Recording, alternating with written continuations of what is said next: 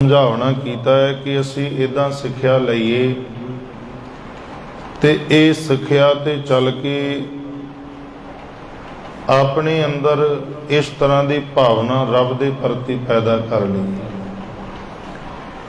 क्योंकि गुरु नानक देव पातशाह जी ने उदासियां कीतियां ते मैं पहला भी कई बारी बेनती की है, जिथे गुरु नानक देव पातशाह जी गए जो इतिहास उन्होंने मिलिया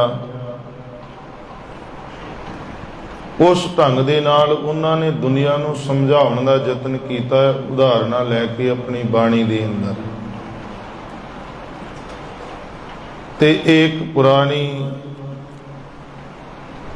कृष्ण जी की गल करिए, उन्होंने जन्म दे नाल जुड़ी हुई, उस तो बाद जिहड़ा बालपन उन्हां दा बंदराबन दे विच बतीत हुंदा है, उहदी उदाहरण धन गुरु नानक देव पातशाह जी ने लई। इस नूं समझना मैं कल भी बेनती कर रहा सी, पहली पंक्ति है घड़ियां। इत्थे घड़ियां दा भाव है जिहड़ी समय दी वंड कीती गई है उहदे लई।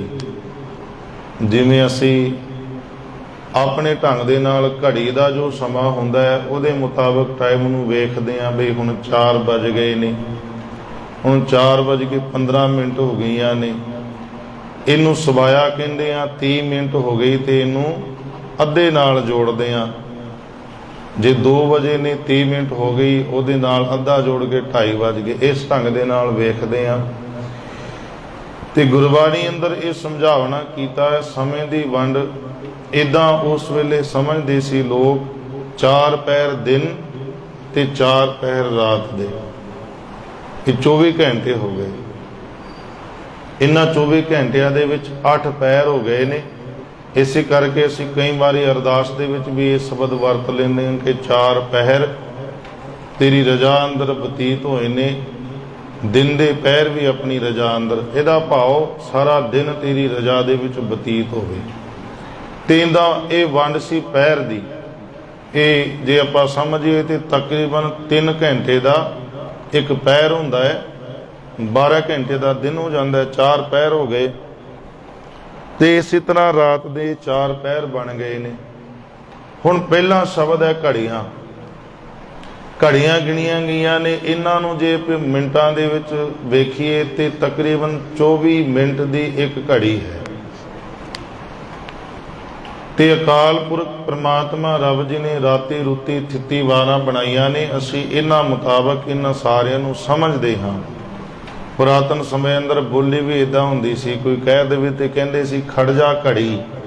हुण तां आपां इदां कहंदे हां ना कि बस 2 मिनट लगने ने, भावें 2 घंटे लग जाण। उदों बोली भी सौखी सी ते बंदे भी सौखे सी। अद्धे घंटे का काम होवे ते बंदा कह देवे घड़ी खड़ जाओ, 24 मिनट की घड़ी होंदी है, अद्धा घंटा बंदा ला लवे तो पता नहीं लगता। पर हुण जिद्दां काम बंदा कहे 2 मिनट लगने ने जी, तो लग जाते आ उत्थे अद्धा घंटा, घंटा, 2-2 घंटे, औखा लगता। पर नहीं, इत्थे हुण असीं समझना है, गुरु साहिब जी ने जिहड़ी उदाहरण लई, कहंदे जिहड़ियां घड़ियां ने, मान लो ये गोपियां ने। इसी करके पहली पंक्ति पहला शब्द घड़ियां सभे गोपियां। गोपियां कौन ने? जिहड़े उत्थे वृंदावन दे विच गऊआं नूं चराया करदी सी, जिन्हां नूं गुजरना शब्द वरतदे हां। छोटी उमर दे विच इन्हां ने उत्थे गईयां चराइयां ते मालक जी ने शब्द वरतिया, कहंदे ये जिहड़ियां गोपियां ने घड़ियां दी तरह, पहर कन गोपाल, जिहड़े पहरे बनाए गए ने। इत्थे मालक जी ने जिक्र किया एक कन, जिहड़ा काना शब्द असी कृष्ण वास्ते पुरातन वरतदे सीगे, ग्रंथां दे विच भी मिलदा है जिहड़े लिखे ने। इत्थे कन शब्द गुरु साहिब जी ने लिया, काना शब्द। ते उन्हां ने कहा, कहंदे उन्हां दी साझ इन्नी सी कि गोपियां नूं ते कृष्ण नूं ये नहीं सी पता लगदा कि किन्ना समा बतीत हो गया जो आपस दे विच गल्लां करदे सी, उत्थे बहिंदे सी। ये सारी चीज़ां आप जी ने पढ़ी सुनी होणियां ने। वो उदाहरण लै रहे ने धन गुरु नानक देव पातशाह जी उत्थों कि सांझ इन्नी सी और जद इन्हां ने घरां नूं चले जाना ना, दूजे दिन दी फिर उड़ीक करनी भी समा आवे। मित्रता ही जदों गुड़ी हो जाती है, आपस दे विच साडी किसी दे नाल पै जाए तो बंदे नूं वो टाइम का इंतजार रहिंदा भी ये समा होवे ते असीं जाके गल्लां करिए एक दूजे नाल, क्योंकि सांझ गूढ़ी हो जाती है। तो ये उदाहरण लई कहंदे गोपियां घड़ियां दी तरह ने ते कान जी काना जां कृष्ण जी जिहड़े ने वो पहर दी तरह ने। इन्हां दे 24 घंटे कदों बतीत हो जाते हैं, एक दूजे की सांझ करके इन्हां नूं पता नहीं लगता। उदाहरण मालक जी ने यह लई कि तुसां भी परमात्मा दे नाल अपनी इहो जी सांझ बना लो। रब परमात्मा दे प्रति इहो जी साडी सांझ बन जाए कि सानू उड़ीक रवे भी कदों असीं संगत दे विच जाना है। ते संगत दे विच जद बईए, मैं कल भी यह बेनती कीती सी, उदों सानू पता ना लगे भी असीं जदों अद्धा घंटा बहना। मैं कहना कोई ना होवे गुरु घर अंदर, बंदा कल्ला भी आके बैठे ना और उन्हें 5-10 मिनट जो बतीत करने ने ते वो अपने मन नूं बना के आवे भी मैं ये पाठ करके आना है, तो उन्हें कदे इधर उधर नहीं वेखना, उहदा मन उहदे विच लगदा रहेगा। पर जे मन लग्या ना होवे फिर एक पौड़ी पढ़नी भी बड़ी मुश्किल हो जाती है। जे मन अंदरों भेजिया होया है फिर पूरा पाठ करके जावे, उन्होंने समय का पता नहीं लगता, क्योंकि पता है भी इन्ना समा मैं उत्थे देना है, ये मेरा कर्म है। तो पहली उदाहरण अपने आप नूं, जिवें उन्हां गोपियां ने घड़ियां बना लईआं, कृष्ण ने अपने आप नूं उस समय मुताबक जिहड़ी उदाहरण ली गई कि पहर बना लिया, उन्हां नूं समय का नहीं सी पता लगता। असीं भी परमात्मा प्रति इदां समर्पित हो जाइए, उस परमात्मा दे प्यारे बन जाइए, सानू समय दे नाल नहीं, क्योंकि भगती तो वो प्रवान है जद साडा मन जुड़दा होवे। ये नहीं भी असीं समा मिथ के। फिर मालिक जी ने जिक्र किया है गहने पाउण पानी बैसंतर। परमात्मा रब जी ने साडी जिंदगी अंदर, क्योंकि बंदा कई बारी अपने आप नूं शिंगारदा है तो उन्हें किते वधिया जी थां ते जाना होवे, वधिया कपड़े पा के जावे, उहदा ड्रैस कोड हुंदा है जी हर एक चीज़ का। स्कूल दे विच जाना है, बच्चों की यूनीफॉर्म वखरी होनी है, जिहड़े टीचर्स पढ़ाउंदे ने उन्हां दी वखरी, अगे जिहड़े स्कूल दे ट्रस्टी होणगे उन्हां दी वखरी। पर मालिक जी समझावना कर रहे हैं जदों रब दे प्रति प्रेमा भगती की गल आवे, क्योंकि इस उदाहरण उस वेले दी लई है। तो उस वेले इदां मन्निया जांदा सी कि परमात्मा नूं ध्याउण वाला तैयार होके बैठे। अज भी असीं बहिंदे हां तैयार होके, नहा धो के, वधिया कपड़े, मुबारक है। पर हुण ये चेंजिंग आ गई है कि लोकां नूं इन्नी समझ आ गई कि असीं परमात्मा नूं परमात्मा दी दित्ती होई दातां दिखा नहीं सकदे। उस वेले इन्नी समझ नहीं सी। उस वेले बंदा दिखावा करदा सी, जिवें विआह शादियां ते अज भी जांदे है ना भी मैं जावां ते लोकां नूं पता लगे मेरे कोल किन्ने क गहणे ने, उंगलियां जिहड़ियां ने सारी छापां दे नाल भर के जानी, पता लगे भी इन्ना मेरे कोल है, कोई वधिया जा मुबारक है। चलो इहो जी थां ते किते जाने आ और वो वरतना किते है। जे परमात्मा ने दिता है तो किते विआह शादी ते चले गए, जिते दुनियावी कारज पा के चले गए तो मुबारक है। पर उस वेले जदों रब दे दर ते भी आना ना, लोकां ने भगती करनी, तो रब दी भगती भी इदां लोकां ने कह दिता कि फलाणे दी भगती करनी है तो गल दे विच इहो जिहा हार होवे, फलाणे दी भगती करनी है तो इहो जिहा हार होवे। पर गुरु नानक देव पातशाह जी ने कहा नहीं। देखो उत्थे दी उदाहरण इस ढंग दे नाल। फिर दूजी उदाहरण लई कहंदे गहने पाउण, हवा नूं अपने तन का गहना बना। जदों रब दे दर ते जांदा है, ये हवा दे नाल जदों अंदर बाहर हुंदी है ना, उदों वाहिगुरू कर लिया कर, ये तेरा गहना होवे। सिमरना जदों चलदी है सवास दे नाल, जिवें भी परमात्मा नूं ध्याउंदा है, तू अपनी जिंदगी का गहना ये नाम नूं बना। हवा पाउण दा ढंग उन्होंने लिया।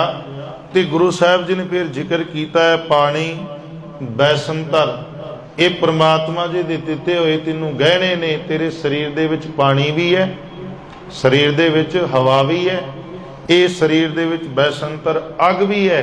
तो मालिक जी समझावना कर रहे हैं। सब तो वड्डी जिहड़ी उदाहरण उन्होंने लई, चंद सूरज अवतार, ਇਹ ਜਿਹੜੇ ਚੰਦਰ ਤੇ ਸੂਰਜਮਾ ਸੰਸਾਰ ਨੂੰ ਪ੍ਰਕਾਸ਼ ਦਿੰਦੇ ਨੇ, ਇਸ ਤੋਂ ਵੱਡਾ ਗਹਿਣਾ ਕੋਈ ਕਿਸੇ ਨੂੰ ਦੇ ਸਕਦਾ ਹੈ? ਬੰਦਾ ਕਿਸੇ ਨੂੰ 2 ਦਿਨ 4 ਦਿਨ, ਮਹੀਨੇ 2 ਮਹੀਨੇ, ਸਾਲ 2 ਸਾਲ ਪ੍ਰਕਾਸ਼ ਦੇ ਸਕਦਾ ਹੈ।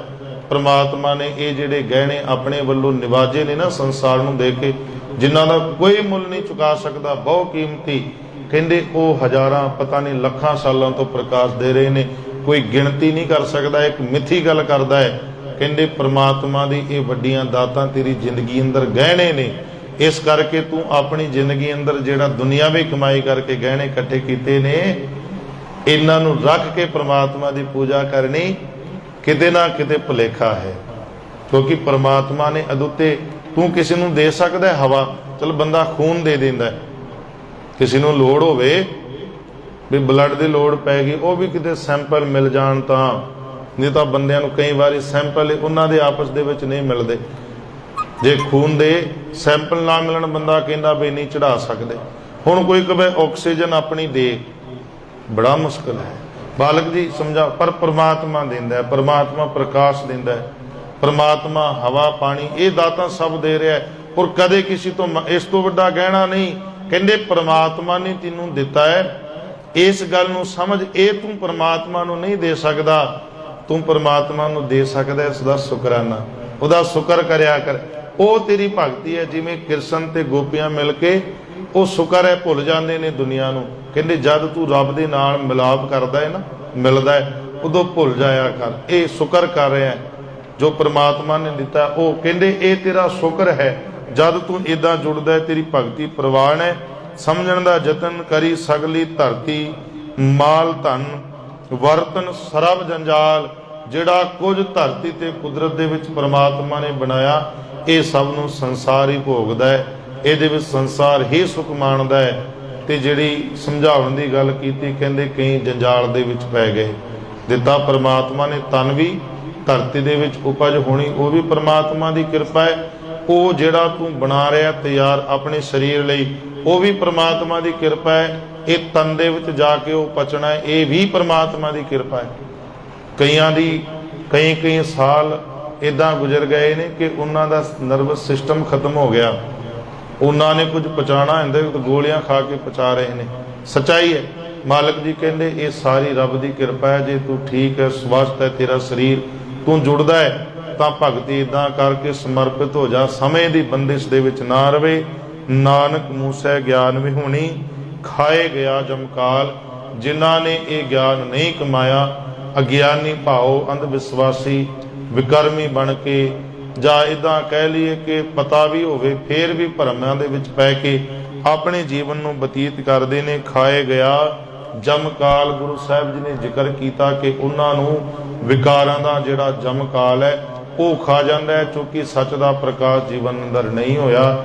ਇਹ ਗੁਰੂ ਸਾਹਿਬ ਜੀ ਸਮਝਾਉਣਾ ਕਰ ਰਹੇ ਨੇ। ਜੇ ਤੂੰ ਗੁਰਮੁਖ ਬਣ ਕੇ ਗੁਰੂ ਦੀ ਸ਼ਰਨ ਦੇ ਵਿੱਚ ਆਇਆ, ਕਿਉਂਕਿ ਆਰੰਭਕ ਪੰਕਤੀ ਸੀ, ਗੁਰਮੁਖ ਢੂੰਢਿੰਦਿਆਂ ਹਰ ਸੱਜਣ ਲੱਦਾ।